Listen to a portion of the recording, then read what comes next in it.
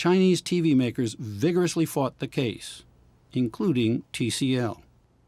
Tom Hobson was prepared to take on the Chinese, but stunned at whom else he had to fight. What side did Walmart come down on? Well, Walmart chose the side of the Chinese. And basically, Walmart spent a lot of time and effort at the International Trade Commission hearings testifying against us and our case.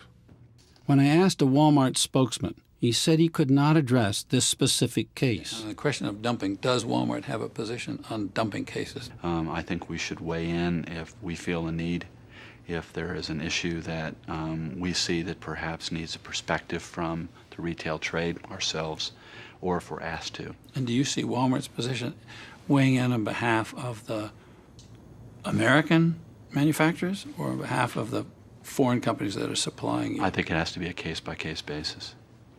Why would an American company fight American companies and American jobs unless it was for their own profit? I don't understand that. Why would Walmart and other companies actually testify to support jobs in China instead of American jobs unless there was some benefit to them? Last April, Five Rivers won its case. The International Trade Commission determined that Chinese producers were illegally dumping high-end TVs on the U.S. market. It imposed new import duties, effectively raising Chinese prices and making Five Rivers more competitive. If you'd had a bad case or you'd lost this case, would you have shut down? Absolutely.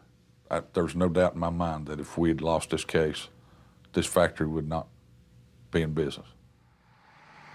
But it was already too late for other U.S.-based TV suppliers, like that Thompson plant in Circleville, Ohio. Last May, the plant was finally shut down. Did Thompson say that it was shutting the plant down because of competition from China? Exactly. They basically told us that they could buy the glass from their competitors coming out of China cheaper than what we could actually make it for at our plant. Suddenly, 1,000 workers like Steve Ratcliffe lost the jobs of a lifetime. You kind of feel like you've been a failure in a way. You worry a lot. Like I said, I worry about whether or not I'll be able to find work with, comparable wages and benefits and just what the future will be.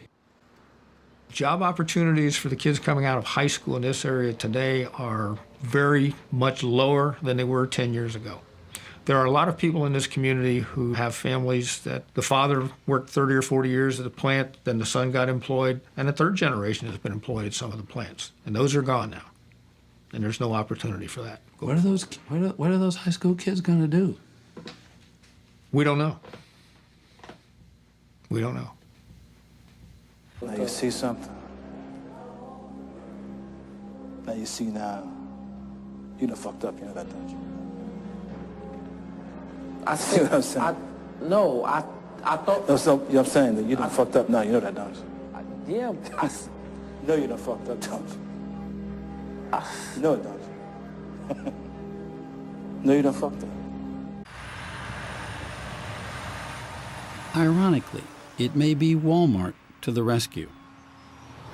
One new job opportunity in Circleville will soon be a new Walmart supercenter that just broke ground on a patch of Ohio farmland right next door to the now vacant Thompson TV plant.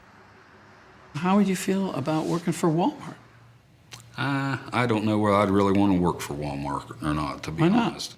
Walmart's a big contributor as far as bringing in a lot of the foreign products, the cheaper made products and so forth, and quite frankly, that's some of what's going on right now with what put us out of business, is the foreign competition.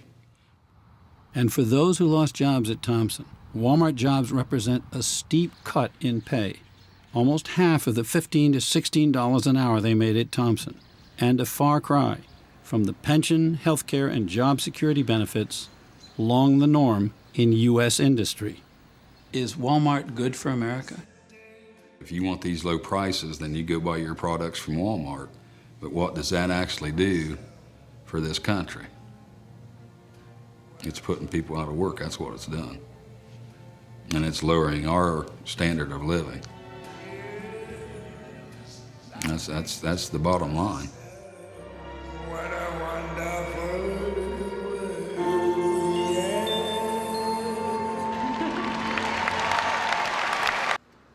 Job opportunities for the kids coming out of high school in this area today are very much lower than they were 10 years ago. There are a lot of people in this community who have families that the father worked 30 or 40 years at the plant, then the son got employed, and the third generation has been employed at some of the plants. And those are gone now. And there's no opportunity for that. What are those high school kids going to do? We don't know. We don't know.